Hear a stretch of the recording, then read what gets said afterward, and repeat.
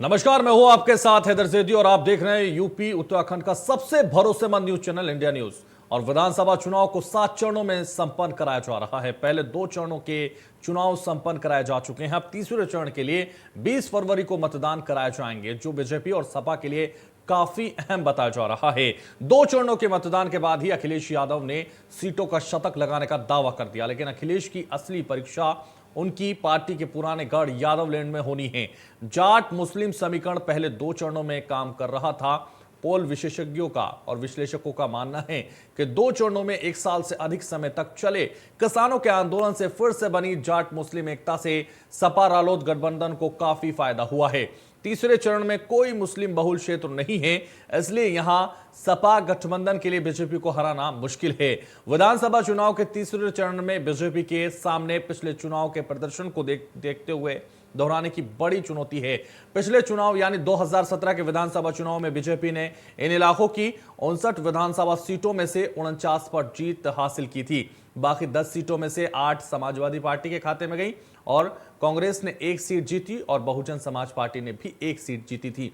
वहीं बीजेपी जहां एक बार फिर अपने प्रदर्शन को दोहराने की कोशिश कर रही है, तो समाजवादी पार्टी यहां अपना दबदबा बढ़ाने की कोशिश में है, तो वहीं कांग्रेस और बसपा भी पूरा जोर लगाती हुई नजर आ रही है। तीसरे चरण में बीजेपी के सामने पिछले चुनाव में जीती अपनी 49 सीटों को बचाने की बड़ी चुनौती है और यहां सपा के साथ उसके अध्यक्ष और पूर्व मुख्यमंत्री अखिलेश यादव की साख भी दांव पर है।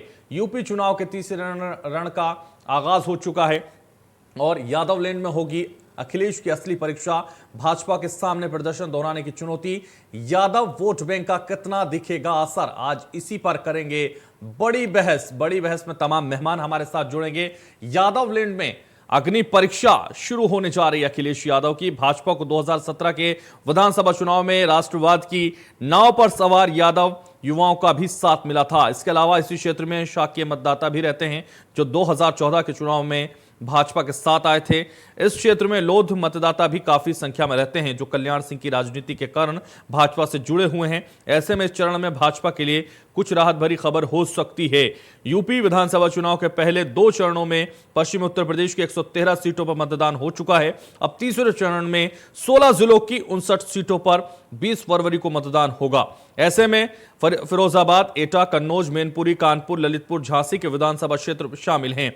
इन 59 सीटों में से 30 सीटों पर यादव मतदाताओं की बहुलता है, जो पारंपरिक तौर पर समाजवादी पार्टी के वोटर माने जाते हैं। इस चरण में अखिलेश यादव की करहल सीट भी है और शिवपाल यादव की जसवंत नगर सीट भी है। तो आपको बता दें, चूंकि 2017 के विधानसभा चुनाव में भाजपा ने 59 में से 49 सीटें जीती थी और इसी पर आज हम चर्चा करने जा रहे हैं। चर्चा में खास मेहमान हमारे साथ बड़ी बहस में जुड़ेंगे। सबसे पहले उनका परिचय करा देते हैं। कृष्ण मोहन पांडे प्रवक्ता हैं भारतीय जनता पार्टी के, स्वागत है इंडिया न्यूज पर आपका। अशोक यादव हैं, पूर्व मंत्री हैं सपा के, आपका भी स्वागत है। जनार्दन मिश्रा हैं, वरिष्ठ पत्रकार हैं, आपका भी बहुत स्वागत बड़ी बहस में। और बड़ी बहस की शुरुआत करेंगे, बड़ी बहस की शुरुआत इसी से करेंगे क्योंकि 2 चरणों का चुनाव हो चुका है। तीसरे चरण पर अब पूरी तरह से लोगों की नजरें इसलिए हैं क्योंकि यादव वोट वहां हैं और अब असली परीक्षा अखिलेश यादव की शुरू हो रही है। तो सबसे पहले अशोक यादव जी, आपसे ही मेरा सवाल है क्योंकि अब अग्नि परीक्षा है और अग्नि परीक्षा अब इन 59 सीटों पर है, क्योंकि 2017 को अगर हम देखें तो 49 सीटें भारतीय जनता पार्टी ने जीती थी, लेकिन इस बार कितना बदलाव नजर आ रहा है, क्योंकि बदलाव की बात लगातार आप कर रहे हैं। चुनौतियां आपके सामने भी कम नहीं है, सत्ता की राह इतनी आसान नहीं है, क्या देख पा रहे हैं? आवाज नहीं आ रही है। अशोक यादव जी, सीधा सवाल है मेरा आपसे, और सवाल यह है कि सत्ता की राह इतनी आसान नहीं है और अग्नि परीक्षा अखिलेश यादव की अब शुरू होती है, क्योंकि जब से अब तक वो किसान आंदोलन और राष्ट्रीय लोकदल का फायदा उठाने की बात कर रहे हैं, लेकिन अब उनकी असली परीक्षा शुरू होने जा रही है। क्या लग रहा है आपको, कितनी आसान है सत्ता की ये राह आपके लिए? आवाज नहीं आ रही है। अशोक यादव जी, आप नहीं सुन पा रहे हैं। कृष्ण मोहन पांडे जी, मैं आपके पास आता हूं। कृष्ण मोहन पांडे जी, आवाज आ रही है आपको? सीधे कृष्ण मोहन पांडे, मेरा आपसे सवाल है। आपसे सवाल यह है क्योंकि 2017 में जो प्रदर्शन भारतीय जनता पार्टी ने किया था वो काफी सराहनीय था, काफी दमदार था, लेकिन इस बार लग रहा है कि ये जो प्रदर्शन है इसमें कहीं कोई कसर न रह जाए, कहीं कोई कोर न रह जाए, और इसीलिए अब लगातार आप लोग लगे हुए हैं। और सबसे महत्वपूर्ण यह 2017 में जो प्रदर्शन आपका था, उसकी बड़ी वजह मैं आपको बता दूं, अखिलेश यादव क्योंकि सत्ता में थे 2017 में, उन्हें अपनी सत्ता का हिसाब भी देना था, उनके मंत्रियों पर लगे भ्रष्टाचार के आरोपों को भी उनका जवाब देना था, परिवारवाद का उन पर इल्जाम लगा था, वो भी उनको जवाब देना था। अब ऐसी चुनौतियां उनके लिए नहीं है, अब ये चुनौतियां सीधे योगी आदित्यनाथ के लिए हैं, उन्हें सत्ता का जवाब देना है। ऐसे में क्या लग रहा है, कितनी सीटों पर आप अच्छे से फाइट कर पा रहे हैं? देखिए, यदि भारतीय जनता पार्टी पूर्ण क्लीन स्वीप करने जा रही है तीसरे चरण के चुनाव में, क्योंकि पिछली बार हमने 49 सीटें वहां पे जीती थी और 10 सीटें जो रह गई थी वो हम लोग, आप देखेंगे, बहुत ही मामूली अंतर से हारे थे। जिसपे पिछली बार हम जहां जहां हारे थे वहां पे भारतीय जनता पार्टी का विशेष फोकस था 5 वर्षों में, कि जहां की जनता के यदि भावनाओं को हम ठीक से जीत नहीं पाए, जनता के विश्वास को नहीं जीत पाए, तो वहां भी जीतने का प्रयास हमने किया और 5 वर्षों में बेहतर विकास किया और क्लीन स्वीप करने जा रहे हैं। रही बात समाजवादी पार्टी की, तो समाजवादी पार्टी ने 5 वर्षों में अपने 12 से 17 के काल में वही किया था, भ्रष्टाचार किया था, गुंडागर्दी की थी, अपराध बेलगाम हो गए थे। इसको देखकर भारतीय जनता पार्टी में लोगों ने विश्वास किया और उस विश्वास को भारतीय जनता पार्टी पे ने खड़े असर पे उतरी, भारतीय जनता पार्टी खड़ी उतरी है। और रही बात अब उत्तर प्रदेश की जनता, देखिए सिर्फ पश्चिम की, मध्य की, बुंदेलखंड की बात ना की जाए, पूरे उत्तर प्रदेश की जनता जो है अब परिवारवाद से, तानाशाही से, भ्रष्टाचार से, अपराध से उब चुकी है और उसको लगने लगा है कि भारतीय जनता पार्टी ऐसी पार्टी है जो उत्तर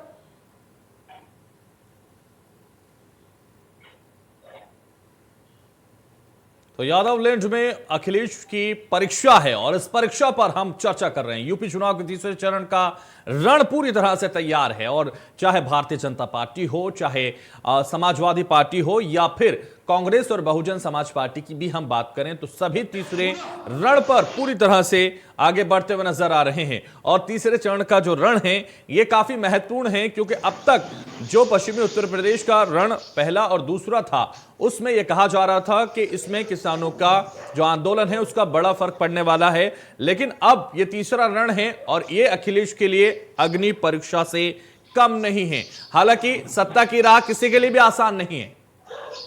अशोक यादव, मेरी आवाज आप तक पहुंच पा रही है? अब सर थोड़ी आ रही है। अशोक यादव, सीधा आपका रुख करूंगा और आपसे सीधा सवाल है मेरा। जिस तरह से 2017 का प्रदर्शन था भारतीय जनता पार्टी का, आपने देखा था 59 में से 49 सीटें भारतीय जनता पार्टी के खाते में गई थी, लेकिन इस बार आप लगातार दावा कर रहे हैं कि अखिलेश यादव अच्छा परफॉर्म कर रहे हैं। लेकिन हम अब असली परीक्षा अब उनकी है इस तीसरे चरण में, क्योंकि यहां यादव वोट बहुत ज्यादा है और ऐसे में यह उनकी अग्नि परीक्षा है। क्या भारतीय जनता पार्टी घर के भेदी यानी अपर्णा यादव को तो इस चुनाव प्रचार में नहीं उतार देगी, इस चुनाव प्रचार में उसका फायदा ले लेगी? यादव वोट वो भी अपने हित के अकॉर्डिंग खींच सकती हैं अपने लिए, भारतीय जनता पार्टी के लिए? सबसे तो बड़ा डिस्टर्बेंस आ रहा है। ये आवाज क्यों आ रही है? अजीब सा थोड़ा लग रहा है, ये आवाज कुछ गड़बड़ हो रही है, आप प्लीज सुनिएगा। जदी साहब जी, एक मेरी गजल का शेर है कि लम्हा लम्हा यहाँ मचलता है, कोई गिरता कोई संभलता है, वो जुड़ जाते हैं जमाने के, वक्त जब करवटें बदलता है। वक्त ने करवटें बदल दी हैं और केवल ये कहना अखिलेश की यहाँ परीक्षा है, परीक्षा तो वो दे रहे हैं पिछले 5।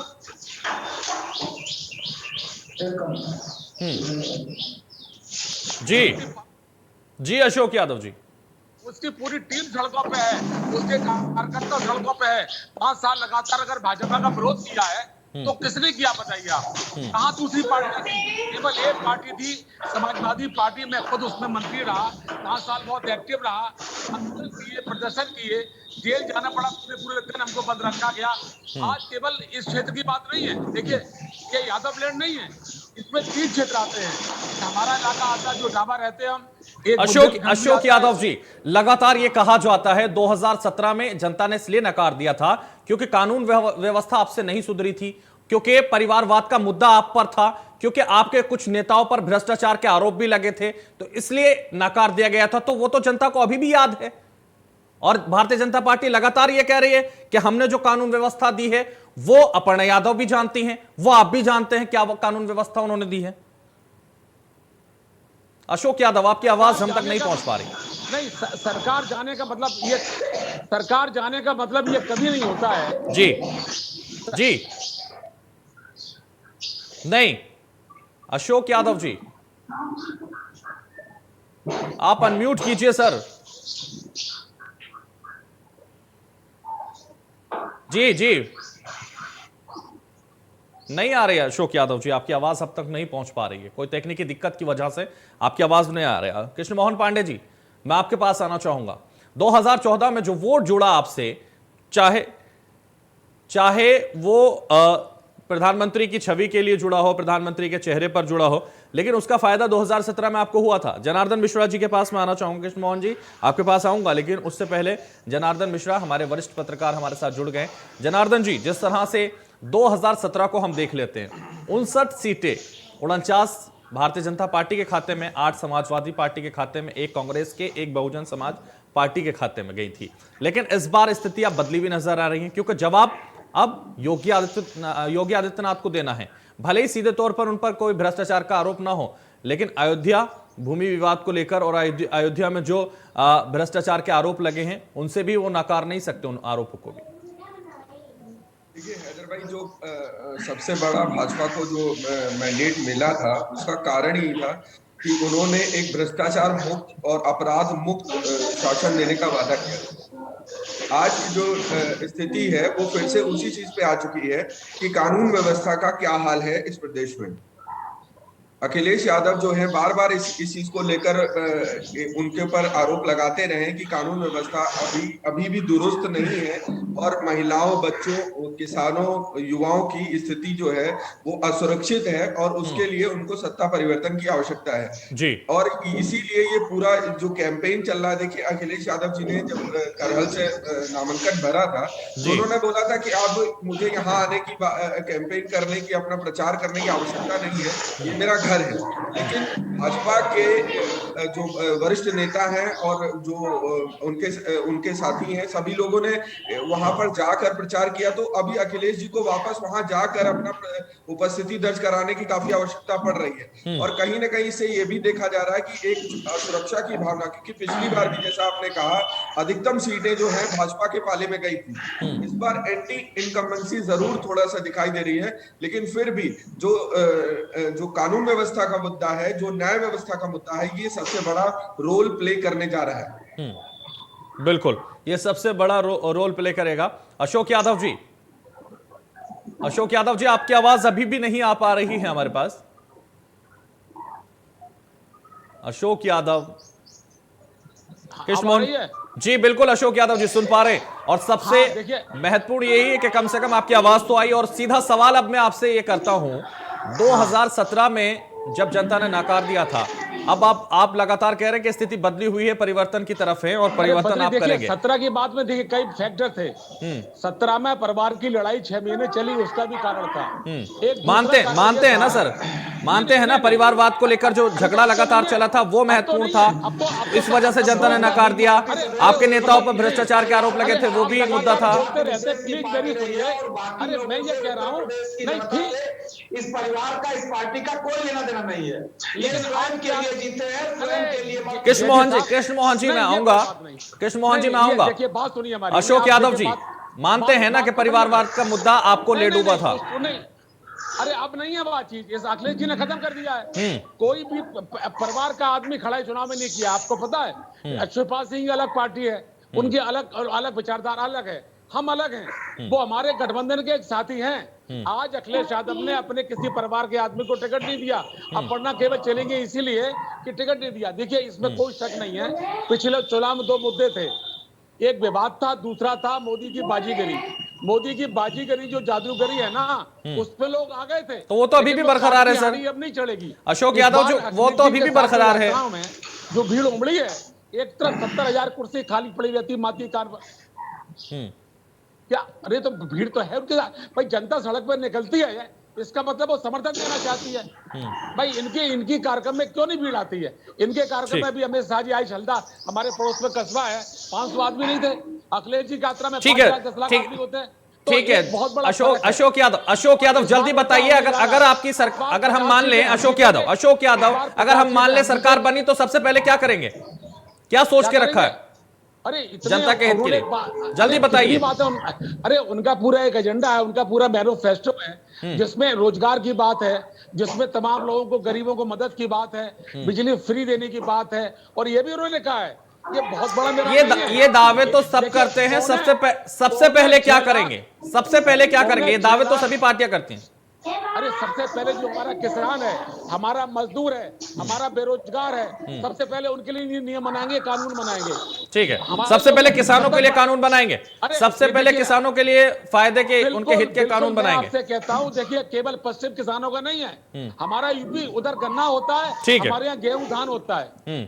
तो ठीक है। सबसे पहले किसानों जो सबसे परेशान है, जो भूखों बनने के कगार पे मोदी सरकार में आ गई है, अखिलेश जी सबसे पहले बनाएंगे कानून कि सही कीमत मिले, सही लागत मिले, उनको समय पर खाद मिले, क्योंकि जब किसान खुशहाल नहीं होगा, ठीक है। तो ना व्यापारी खुशहाल हो ठीक है, सकता, ठीक कोई है, खुशहाल हो सकता ठीक है, ठीक है। कृष्ण सबसे मोहन पांडे पहले जी, किसान हमारे। कृष्ण मोहन पांडे जी, सीधा सवाल मेरा वही है आपसे, और सवाल इस बार जवाब दे रहे हैं योगी आदित्यनाथ जी को, क्योंकि लगातार अब उनकी सरकार रही है, और 2017 में और 2022 में परिस्थितियों में फर्क जरूर आएगा, और ये लगातार विशेषज्ञों का कहना भी है और जनता भी कह रही है। लेकिन क्या इस बार जो जवाब उनको देने हैं, उनके उनके उनके पास वो अग्नि परीक्षा खुद पास कर पाएंगे कि नहीं कर पाएंगे, क्योंकि उनकी भी अग्नि परीक्षा है।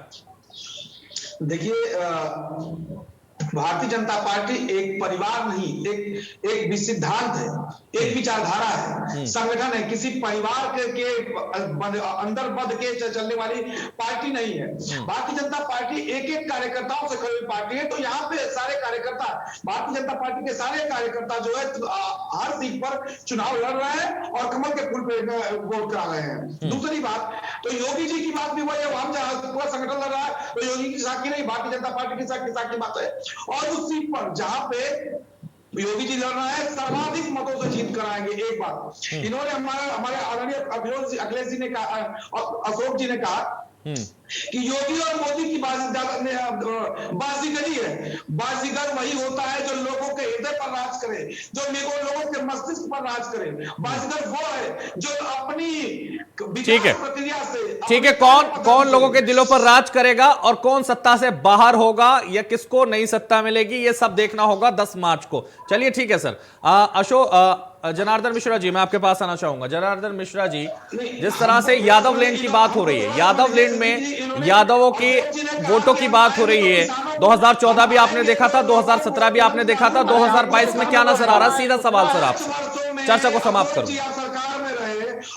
कृष्ण मोहन पांडे जी, कृष्ण मोहन पांडे जी, ठीक है, ठीक है, कृष्ण मोहन पांडे जी, जनता जवाब दे देगी सर।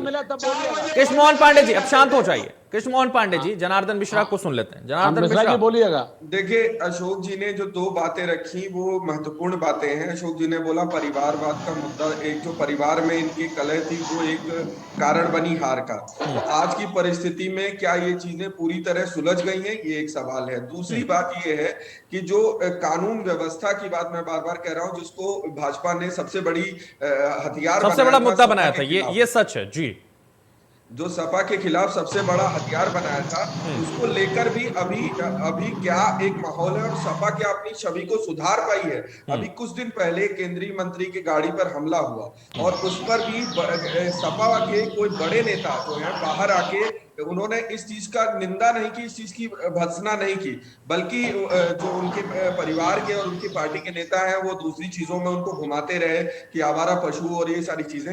देखिए, चाहे सुहेल राजभर के ऊपर हमला हो, भी राजभर के हो या फिर भाजपा के नेता पे हो, इसकी एक सुर में निंदा करनी चाहिए। क्योंकि देखिए, पक्ष विपक्ष, आपका सहमति असहमति, ये लोकतंत्र के अंग है, इससे लोकतंत्र को मजबूती मिलती है। लेकिन जब ये चीजें हिंसात्मक हो जाती हैं और जब ये स्तरहीन हो जाती हैं, स्तर से गिरने लगती हैं, तब फिर ये एक पूरा एक जो लोकतंत्र है, बिल्कुल भी ये बहुत बड़ी हानिकारक हो सकती हैं। चलिए देखना होगा, 10 मार्च को साफ हो जाएगा कि किसका यादव लैंड किसके काम आया और किसके काम नहीं आया। बहुत शुक्रिया कृष्ण मोहन पांडे जी चर्चा में जुड़ने के लिए। अशोक यादव जी, आपका भी बहुत शुक्रिया। जनार्दन मिश्रा जी, आपका भी बहुत शुक्रिया। तो फिलहाल बड़ी बहस पे बस इतना ही, दीजिए मुझे इजाजत और आप देखते रहिए इंडिया न्यूज।